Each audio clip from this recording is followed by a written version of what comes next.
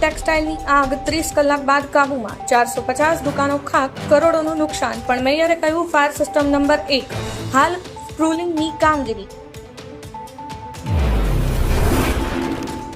મહાકુંભના ત્રિવેણી સંગમમાં 6 ડૂબકી બાદ યુવક ડૂબ્યો. સુરતના યુવકની ભારે શોધખોળ છતાં 14 દિવસ પછી પણ પત્તો નહીં.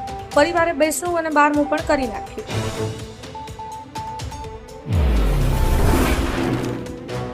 કચ્છમાં 2.60 લાખ વિદ્યાર્થીઓ પરીક્ષામાં જોડાયા. મોડેથી લગતા દિવ્યાંગ વિદ્યાર્થીનો ઉત્સાહ. યુવાઓમાં ગાંજાનો ટ્રેન્ડ ઘાતકી. ગાંધીધામથી કચ્છભરમાં ફેલાતો ગાંજાનો અવળો ધંધો.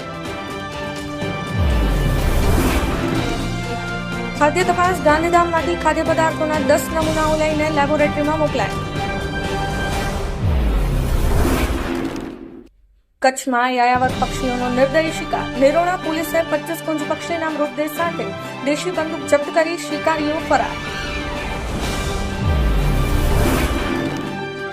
અમેરિકાની લાલ આંખ. ગુજરાત માછીમારી નિયમ બદલશે. યુએસએ કાચબા બચાવવા ચેતવણી આપતા માછીમારીની જાળમાં ડિવાઇસ ફરજિયાત.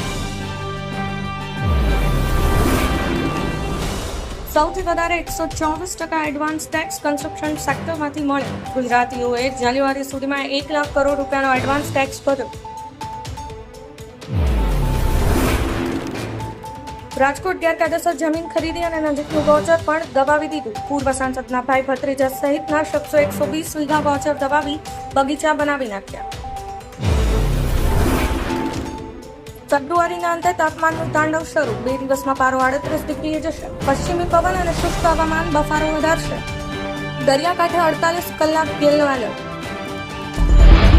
અમારી ચેનલને સબસ્ક્રાઇબ કરો, લાઈક કરો અને હા, શેર કરવાનું જરૂર ભૂલતા નહીં.